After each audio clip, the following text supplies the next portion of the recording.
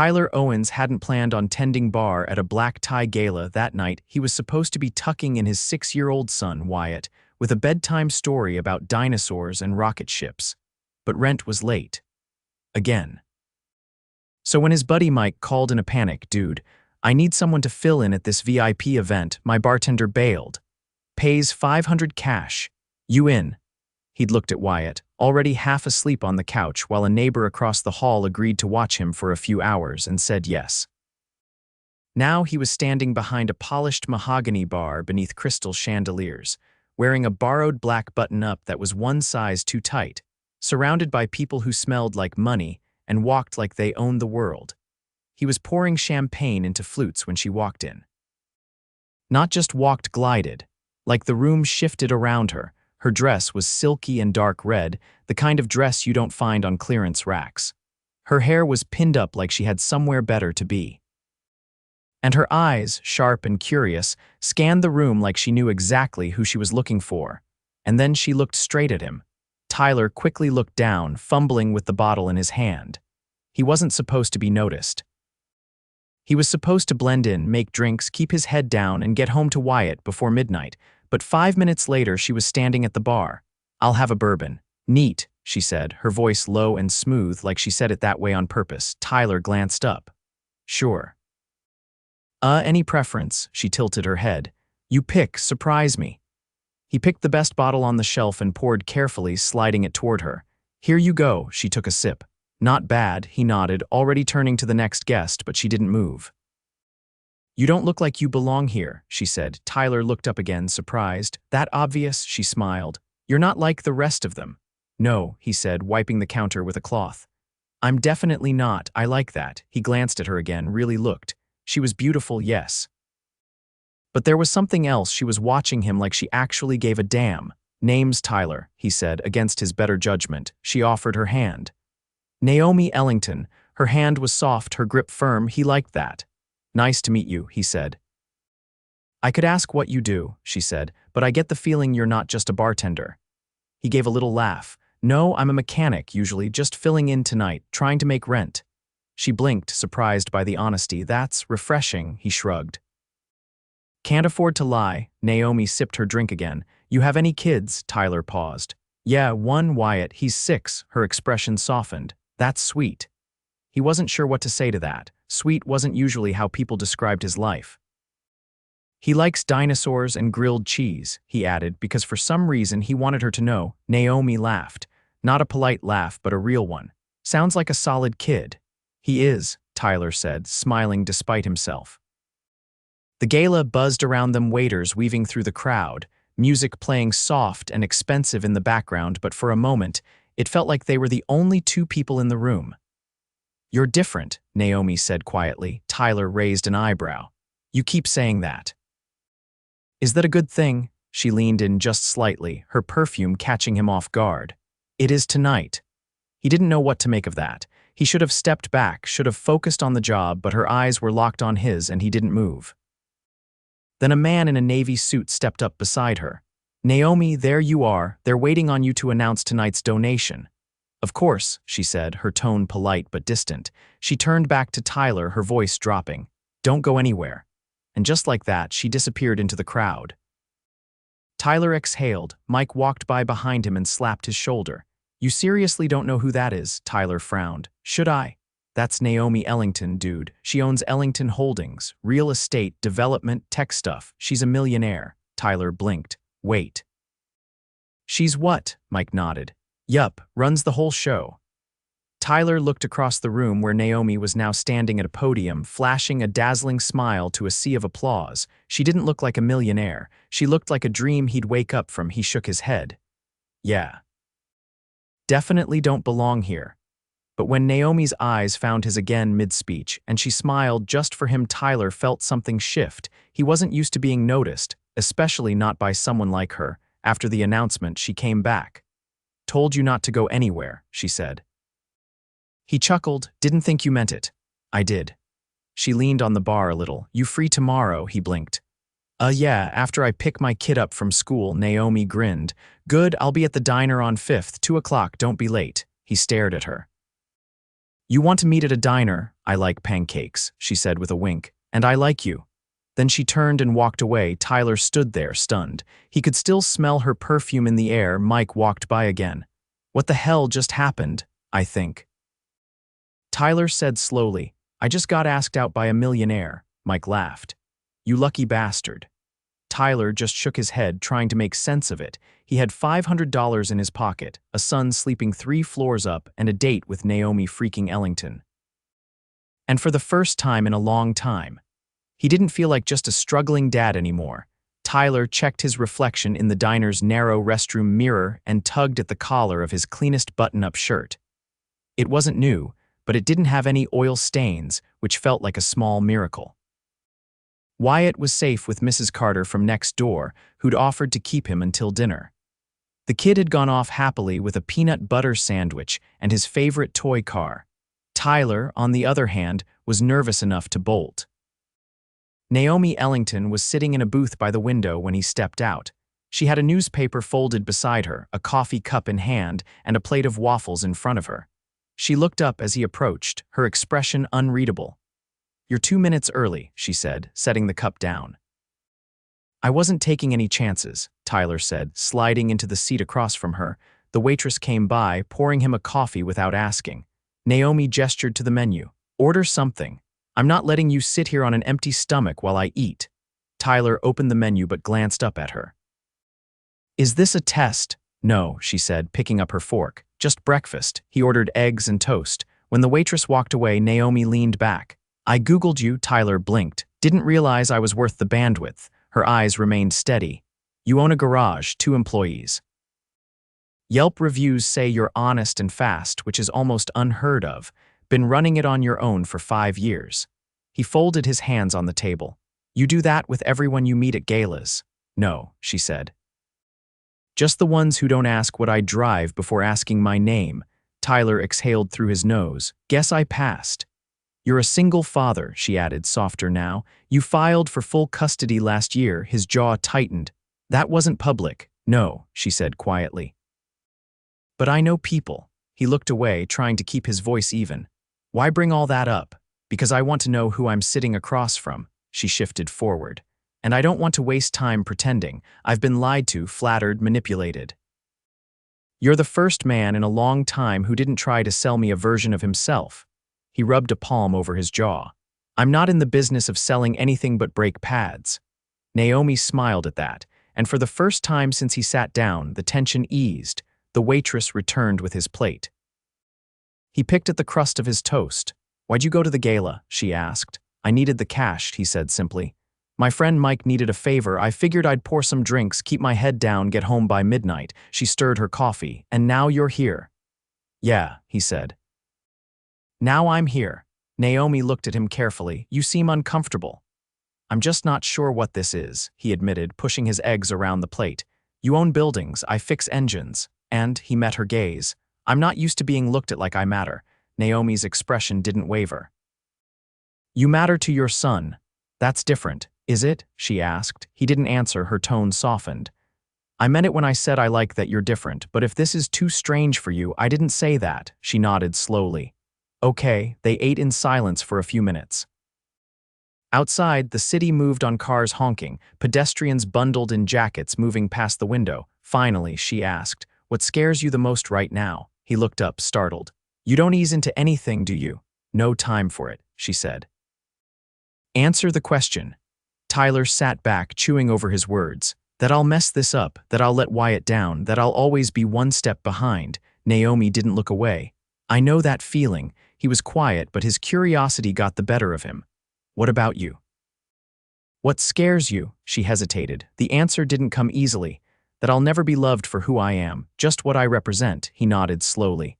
I get that. She offered a dry laugh. You're the first person who didn't tell me I was dramatic when I said that. I've seen drama, he said. You're not it. Naomi reached into her bag and pulled out a small envelope. She slid it across the table. I want you to come to something. He didn't touch it. What kind of something? A gallery event. It's not black tie, more casual. My sister's launching a nonprofit and I promised I'd be there. He raised an eyebrow. And you want me to be your date? I want you to see my world, not the Gala version, the real one. He looked at the envelope, then at her. You sure you want me there? I wouldn't have asked if I wasn't. He picked it up and tucked it in his coat pocket. All right then. Naomi studied him a moment longer. You don't need to impress anyone but me. I'm not sure I even know how. Don't try, she said. Just show up. When they stepped outside, she walked with him down the block, the wind catching her coat. At the corner, she paused. I'll see you Friday night, she said. He nodded. I'll find someone to watch Wyatt. Naomi hesitated, then touched his arm. He's lucky to have you. Tyler watched her walk away, the envelope in his pocket suddenly feeling heavier than it should have. He wasn't sure what he'd just agreed to, but something told him nothing about this would be simple. Tyler adjusted the collar of his jacket as he stepped through the arched entrance of the converted loft space. The gallery buzzed with low conversation and sharp bursts of laughter. It wasn't glitzy like the Gala, it was rawer, edgier, with exposed brick walls and a mix of black and white photography and abstract canvases. The kind of place where people pretended not to care what you wore, but still looked you up and down anyway. He hadn't brought a tie. Naomi had said casual, and he'd taken her at her word. Dark jeans, clean boots, the only blazer he owned. He'd left Wyatt with Mrs. Carter again, after promising they'd build a cardboard rocket ship tomorrow. He spotted Naomi near the back of the room, speaking to a couple in tailored jackets and minimalist jewelry. Her dress tonight was simpler navy blue, knee-length, with sleeves that fell just past her elbows, understated but elegant. She turned her head and saw him, and her expression changed instantly. You came, she said, stepping toward him. He nodded. Figured I owed you waffles and a gallery. Her smile reached her eyes. I'm glad. She glanced over her shoulder.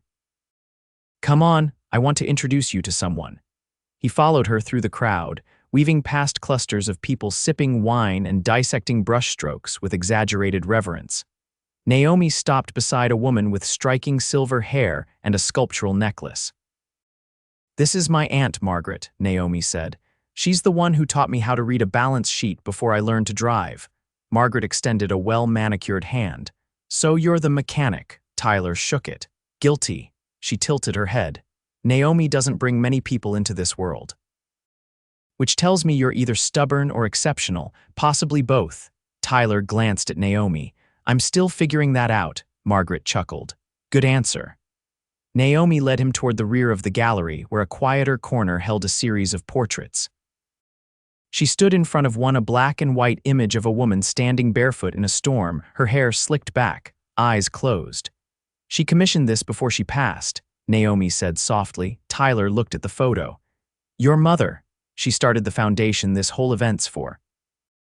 She believed art should be accessible to kids who couldn't afford private schools or expensive programs. He studied the woman in the photo, then turned to Naomi. You look like her. Naomi's jaw shifted slightly. I try to live like her too. But sometimes I wonder if I'm just performing it. You're not, he said. You wouldn't be here if you were. She looked at him, something unreadable passing through her expression. Then she seemed to remember something. Wait here, she said.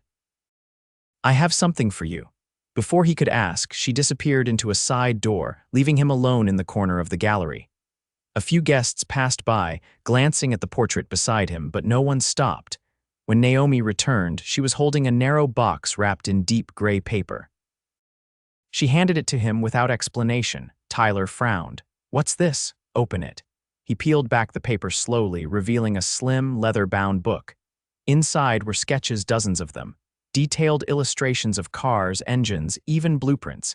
His name was engraved on the inside cover. He looked up at her. How did you? You mentioned once that you draw your own redesigns. I had someone scan what you'd posted online and bound it professionally. His throat tightened.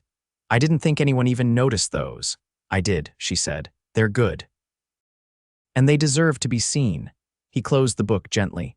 This is a lot. Naomi stepped closer.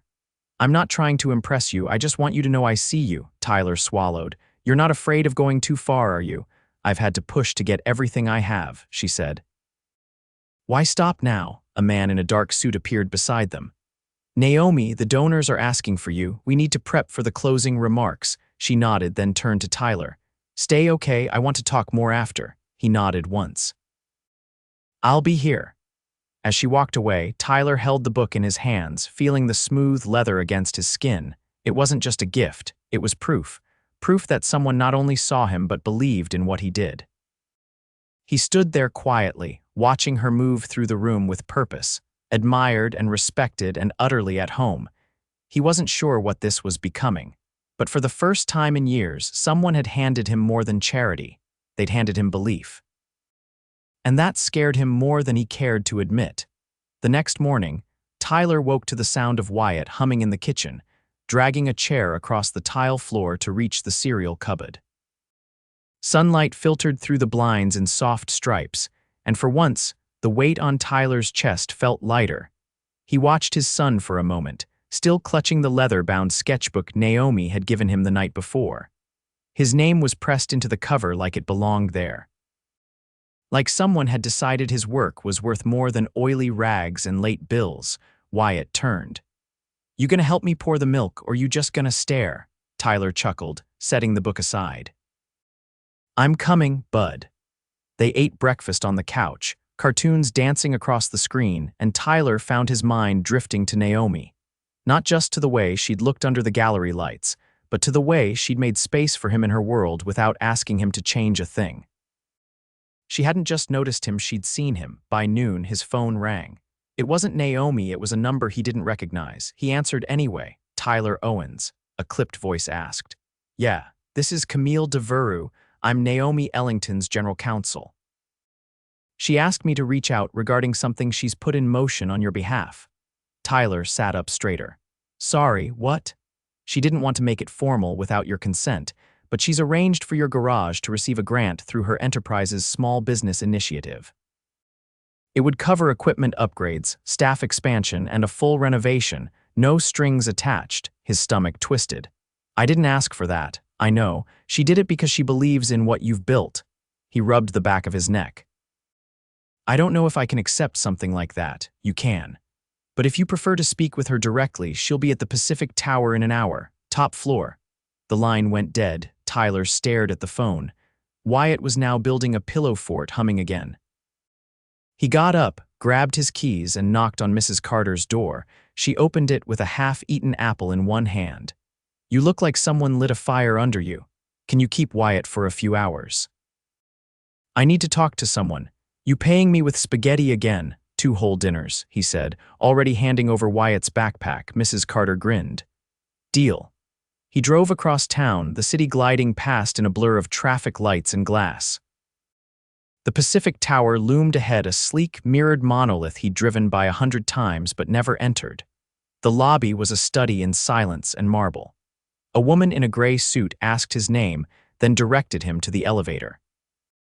When the doors opened on the top floor, he stepped out into a space that didn't belong in the same universe as his garage. Floor-to-ceiling windows offered a view of the bay, and the air smelled like eucalyptus and polished ambition. Naomi stood near the windows, speaking with a tall man in a navy vest. She turned as Tyler entered, her expression shifting from professional to something warmer. "Give us a minute," she said to the man. He nodded and left without a word. Tyler walked toward her, the sketchbook still under his arm. "You didn't ask me. I wasn't going to finalize anything until I knew you were okay with it." He stopped a few feet away. "That's not what I mean. You did all this without telling me." "I wanted to help, quietly. I thought if I made it a big deal, you'd say no." He looked down at the floor-to-ceiling windows. "You think I can be bought?" "No," she said. "I think you deserve a break." He studied her, the sharp edges of her confidence, the way she never hesitated. "You think I don't want to do this on my own?" "I think you already have," she said. "But you're allowed to accept help that doesn't cost you your pride." He paced toward the window, then turned back. "This thing between us, it's real?" "Yes, not charity. Not guilt." "God, no." He stepped closer. "Then stop treating me like a project." Naomi's shoulders dropped, and for the first time since he'd met her, she looked unsure. "That's not what I meant to do." "I know," he said, "but I've been fixing things my whole life. I don't want to be the thing someone fixes." She closed the distance between them. "You're not broken, Tyler." His jaw tightened. "Then why do I feel like I'm standing in someone else's life?" Because you've never been allowed to believe you could have something more. He didn't answer. The silence stretched between them, heavy with everything they hadn't said. Finally, Naomi took his hand. I didn't fall for what you do, Tyler. I fell for who you are when no one's watching. That man matters to me. And what if I can't give you the world you're used to? I don't want that world without you in it. He looked at her, really looked. At the woman who'd seen past his debt and oil-stained hands, who'd handed him more than opportunity, she'd handed him dignity. I love you, she said, her voice steady. He swallowed hard. I think I've loved you since the bourbon. She laughed, the tension breaking. That was overpriced bourbon. He leaned in, cupping her face. Still the best I've ever had. Their kiss wasn't dramatic or rushed. It was quiet, certain two people who'd come from opposite lives finally standing on the same ground. That weekend, Naomi and Wyatt met for the first time. She brought a build-your-own pizza kit instead of flowers. Wyatt approved immediately. By spring, the garage had a new lift, fresh paint, and a waiting list that stretched weeks out, not because of Naomi's money, but because of the buzz that came from word of mouth. Tyler hired 2 more people, built Wyatt a playroom in the back office, and started sketching more designs. Naomi didn't try to change his world. She just made it easier for him to stand taller in it. And when she moved into the apartment across the hall because she didn't want Wyatt to have to give up his school, his room, or his cardboard rocket ship, Tyler knew exactly what to say. You're not just part of my life, he whispered, arms around her as the boy snored quietly from the other room. You're the best thing that ever happened to it. Naomi smiled against his shoulder. Good. Because I'm not going anywhere. Tyler's hand tightened around the edge of the clean workbench as he glanced at the calendar pinned to the far wall of the garage. The last red X he'd drawn marked exactly 30 days since Naomi moved into the apartment across from his. 30 days of shared mornings, him packing Wyatt's lunch while she brewed coffee with that concentrated look she had when measuring beans, and late evenings where she'd fall asleep with her head on his shoulder halfway through a movie neither of them finished. And now, for the first time since the gallery night, she'd asked for something. Come with me to London, she said, her voice quiet but sure, as they stood on the loading dock behind the garage in the orange haze of late afternoon. Tyler blinked. London, my company's acquiring a firm there. I've been delaying the visit for weeks, but I can't anymore. It's only for 5 days. She looked up at him. I want you to be there with me. He rubbed a hand over his chin. Naomi, I have the shop and Wyatt's got school. I can't just… I already thought of that. I spoke with Mrs. Carter. She agreed to stay with Wyatt while I'm gone, and your crew said they can manage short-term if you prep them ahead. I didn't do it behind your back. I asked if it was possible. They said yes. You asked my crew. I wanted to make sure I wasn't asking you to abandon anything. I'm not trying to pull you out of your life, Tyler. I just want you in mine. He looked down at her, heat rising in his chest. You really think I can just hop on a plane like that? I think you deserve to know what it feels like to say yes to something that's just for you. I've never left the country, he admitted. Then let's change that. They left 2 days later, Naomi handling everything with the smooth precision she always carried like gravity. Tyler barely had time to process the fact that he was on a private jet, furnished like a luxury apartment, and stocked with coffee better than anything he'd ever tasted before they touched down in London. The city was a blur of stone and glass, old and new pressed together like chapters of a book written in different centuries. Naomi had meetings each day, but in the evenings, she took him through narrow alleys lit by golden lamps, into pubs that smelled of rosemary and smoke, and once to a rooftop where she'd arranged for a private dinner overlooking the Thames. He didn't speak for a long time that night. Just watched her across the candlelit table, wondering how he'd ever thought they came from different worlds. You're quieter than usual, she said, sipping from her wineglass. Trying not to ruin the moment, he said. You couldn't if you tried. He hesitated, then reached across the table and took her hand. You know, I don't think this is another life anymore. What do you mean? I used to think being with you felt like stepping into something that didn't belong to me, but now it just feels like life. Mine, ours. Naomi's gaze softened and she reached into her coat pocket, pulling out a small velvet box. Tyler stared at it. "What's that?" "Before you panic," she said quickly. "It's not a ring." He relaxed a little, but his chest still tightened. She opened the box and revealed a single key. "That's for the space next to your garage. I bought the property last week. Thought maybe you could open that design studio you keep sketching plans for in your notebook." He sat back, stunned. "I didn't ask for that." "You didn't have to." He stared at the key, then looked straight at her. "Naomi, I don't need more buildings. I don't need more upgrades. Then tell me what you need." He stood, walked around the table, and knelt beside her chair. She tensed, surprised, but before she could speak, he cupped her cheek and kissed her slowly. When he pulled back, he said, "I just need you. That's it. You and Wyatt and a life that's real. I don't care where we are or what we own." Her eyes glistened, and for once she didn't have a comeback. Back home, the garage continued to thrive. Tyler transformed the new space into a design and mentoring workshop for teens interested in mechanics. Naomi quietly funded the tools but never took credit. Wyatt helped name the place, The Blueprint. One rainy Sunday, Tyler and Naomi took Wyatt to a science museum. As they walked through an exhibit on kinetic energy, Wyatt darted ahead, leaving the two of them trailing behind. Tyler took her hand. "You ever think we'd end up like this?" Naomi glanced at the boy running across a light-up floor grid. "Not in a million years," he smiled. "I did." She tilted her head. "You did. After that first diner breakfast, something told me you were going to change everything." She leaned into him. "You're the one who changed everything." That spring, they hosted a small celebration in the garage's back lot. No press, no suits, just friends, neighbors, Wyatt's classmates, and the two of them standing in front of a food truck, holding hands while music played from a portable speaker. Mike gave a toast that involved way too many jokes about Tyler's ancient boots, and Margaret sent a bottle of champagne with a note that read, "For once, you've outdone us all." As the sun dipped and the sky turned soft with twilight, Naomi turned to him. "You ever think about what comes next?" "Every day," he said. And I think maybe next time you hand me a box, it should be a ring." She laughed. "I was hoping you'd say that." They didn't rush. They didn't need to, because this wasn't a whirlwind. It was love, solid, earned, and lasting, and for the first time in both their lives, they were exactly where they were meant to be, together.